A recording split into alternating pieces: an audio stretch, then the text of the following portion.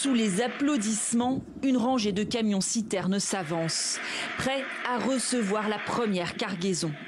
Un moment que les Nigérians n'attendaient plus. Après 8 ans de travaux et plusieurs faux départs, cette méga raffinerie, construite par l'homme le plus riche d'Afrique, Aliko Dangote, est enfin opérationnelle. Dimanche, 500 poids lourds ont été acheminés par la compagnie pétrolière nationale sur le site flambant neuf, à plus de 70 km à l'est de Lagos. Ils doivent permettre de livrer 25 millions de litres d'essence au pays. Est-ce la fin d'une page cauchemardesque pour le Nigeria? Cela fait des années que le pays vit au rythme des pénuries et des hausses du prix à la pompe. Pas plus tard qu'au début du mois, une augmentation surprise de 45% a été décrétée. La situation est tellement mauvaise, j'en ai marre. Parce que sur mon salaire mensuel, la moitié part dans mes frais de transport. Le Nigeria a beau être le premier producteur de pétrole du continent, ses infrastructures n'étaient plus fonctionnelles, l'obligeant jusqu'à présent à importer la quasi-totalité de son carburant.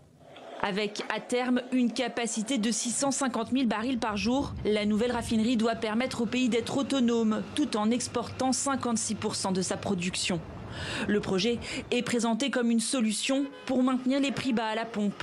Mais rien n'est moins sûr. Concernant les prix, je ne peux rien dire, car nous ne contrôlons pas les prix. Ils sont contrôlés par la compagnie NNPC. Nous verrons ce qu'ils feront. Notre rôle est de garantir que la production est disponible. En 1 an et demi, les Nigérians ont vu le prix du litre d'essence quadrupler. Une situation d'autant plus difficile que le pays est confronté à une grave crise économique. We have the MD of this facility here right in front of me, and he's going to be talking to me about how excited he is that this is happening here today. Mr. Edwin, thank you very much for allowing us to talk to you on this very, very special day. What is going on through your mind now, seeing the first set of trucks have been loaded to evacuate PMS from this facility? Well, to quote my president, 52 years the country has been talking about resolving the problem of PMS. And at last, now we are able to produce PMS with a facility within Nigeria instead of importing. And the production capacity is so large that we can meet all the requirements of Nigeria and we'll have a huge surplus to export. So this is a moment of pride for every Nigerian because this is a Nigerian-owned refinery. And it was, as an EPC contractor, it was built by a Nigerian. And now it is producing PMS for Nigeria apart from diesel and jet fuel. So it's a moment of great pride for every Nigerian. Explain to me, I have about 10 trucks here getting loaded at the same time. How many more can we have loaded at the same time from this facility? Maybe in the maybe in the next 1 hour, you will see 30 more trucks lined up. That is what I just told them. So 40 tankers can be loaded with PMS simultaneously. Okay. And actual truck loading time is only 40 minutes. So as I said, we can load 2,900 tankers a day of various products, PMS, diesel, and jets. So it's a huge facility. You can't see any facility in most parts of the world because this is the largest single train refinery in the world. And most of them always export by ships. So we have both exporting facility by ships and by road. So I am not very sure, but I don't think maybe if at all there is higher loading capacity by road, maybe there may be 1 or 2 more refineries in the world who can load more than this by road. And I also saw some of the questions in the social media. This is coming up, so many tankers they are talking about, the roads will be flooded with trucks, how are we going to move? 75% of the production can be evacuated through sea. In fact, now we are ramping up to make it even 100%. Anything going to Calabar, Port Harcourt, Warri, Apapa, Atlasco can all be taken through sea. So only what is imminently required by road can be taken. But I also have facility to load 83% of my production also through road. So we have just built in flexibility, but we can avoid all traffic congestions on the road by evacuating through sea, and it will also bring down the cost of transshipment. It will be the height of outrageousness to go and load from here to take it to Port Harcourt or Wari or Calabar. So our entire middle part of the country, most of it can go from Port Harcourt and Wari, and the east and up north, the northeast, can move from Calabar. So it will minimize the transport cost and the ultimate cost to the consumers by moving through sea.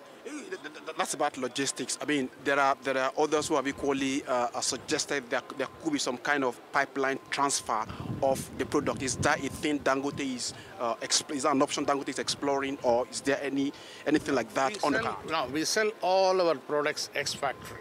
Okay. So it is for the buyers to plan and look at ways and means of evacuating by pipeline. There are a couple of contractors who have come and talked with us that they wanted to do pipeline. We have said, okay. So if we are, like NNPC themselves can do it. They can take it to Mosimi and to start distributing, or they can take it to other parts of the country. So we sell ex-factory. Anybody who wants to connect by pipeline, we have said, yes, they can come and connect. Okay. Before I let you go, sir, your officials are actually hurrying me up here to let you go. But I won't let you go without talking about pricing. It's a very, very critical factor to Nigerians. Okay. Okay. Before we go, sir, finally, what is the volume that is going to be taken out of this particular point here daily? We've seen figures in the media, 25 million. Can we hear from you what exactly the figure that will be loaded from here on a daily basis? Initially, as you rightly said, we had committed 25 million, and by next month we can step it up to 30 million. And as I said earlier, the production capacity, as far as PMS is concerned, of this refinery, at full production volume is 54 million liters. That is provided I'm processing 650,000 barrels of crude every day. So we are discussing with the NNPC, and based on the crude allocation I'm getting, we'll be able to process and deliver whatever is required. Thank you very much, sir, for talking to us on this very special day for not just the Dangote refinery, equally the entire country, to note that PMS is now available from here and is going to be taken from this facility down to further down the market for onward distribution to the end user. That is where we are for now, Nii. I don't know if there are many or more other questions that you need to raise, but at least by the time the official delegation we're expecting from the federal government actually arrives here, there will be more interactions, there will be more engagements, and there will be more explanations to do on what is going on here today and what is next, not just for this facility, but for the entire petroleum industry sector in Nigeria. Nii. We look for more updates in our subsequent bulletins. Tokunbo Yetunji, many thanks, for the updates you've been giving us live at the Dangote refinery in Ibeju, Lekki, Lagos State. It's good to have you with us.